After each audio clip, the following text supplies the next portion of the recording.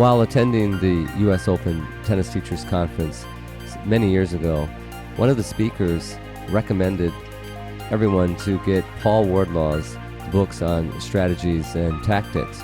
A few years later, while attending another Tennis Teachers Conference, I had the pleasure of listening to Paul speak. In this video, we're going to talk about a strategy that anybody at any level can use on their opponents, assuming you have one thing: patience.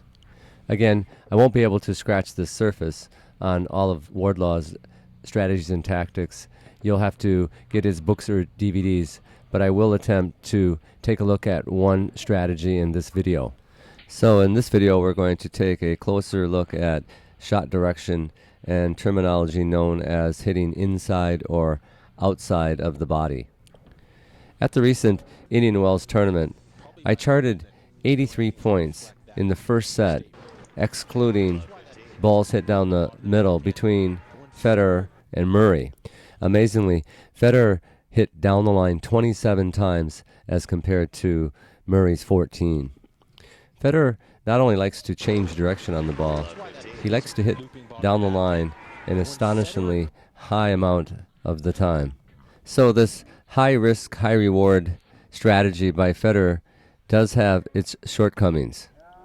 Let's watch this 29 shot rally at a critical time in the match and break it down shot by shot.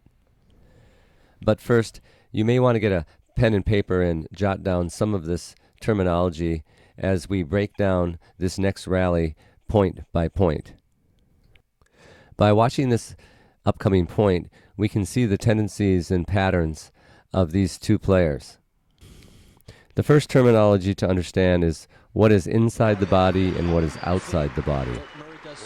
Federer is returning the serve on what is called an outside ball, and therefore he should stick with the cross-court shot.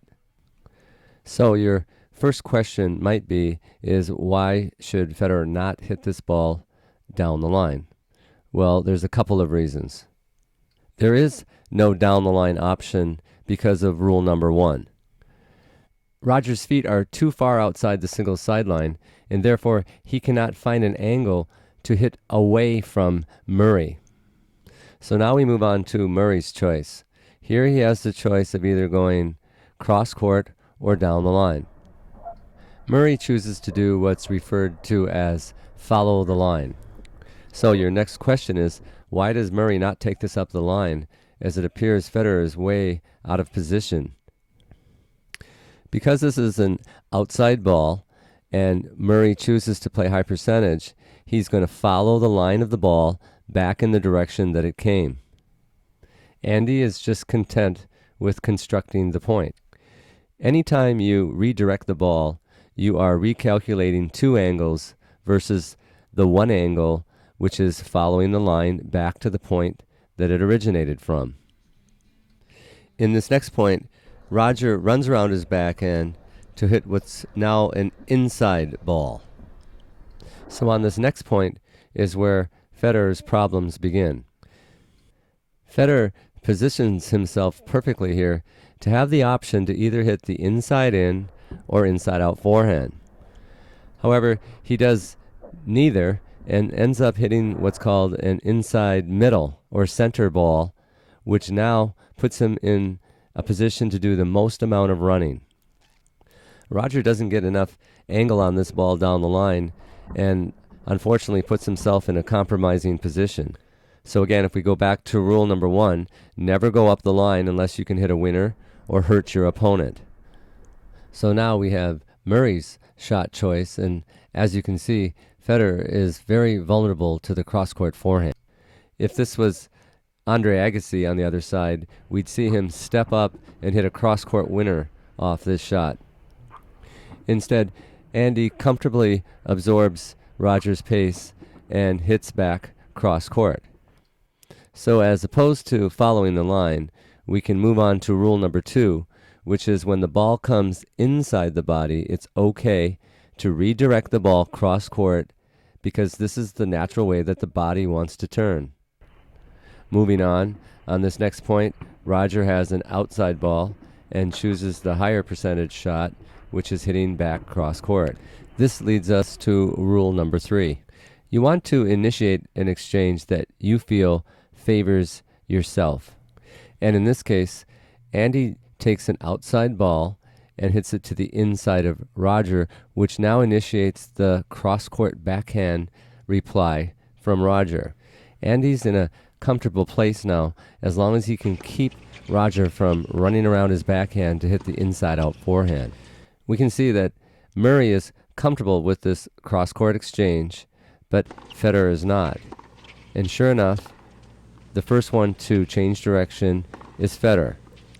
Unfortunately for Roger, this backhand is more of a neutralizing slice backhand and really doesn't penetrate the court hard enough to hurt. And so we're back again to rule number 2, where Andy obliges and hits the ball cross court back to Roger. But here's where Andy mixes it up a little bit. He takes his first outside ball and hits a ball down the line. Note that Roger is on the run. Because Roger's on the run, he can't penetrate the court because he can't set his feet. And now Murray takes over control of the point. This leads us back to rule number 1, which is never hit down the line unless you can hit a winner or you can hurt your opponent. Now keep in mind, this is a 29-shot rally that's a little over 40 seconds long. With everyone, patience wears thin. Here's the interesting thing. Roger pulls the trigger on the next shot, but even if he makes this shot, he's only going to have to do more running, as Murray's going to hit the next shot cross court. Look closely where Roger's feet are. If we follow the flight of this ball, we can see that it wasn't really going to do any damage. So whenever you're pulled wide outside the singles sideline, your best option is to hit back cross court. The principles used in the Wardlaw directionals are a must for every tennis coach.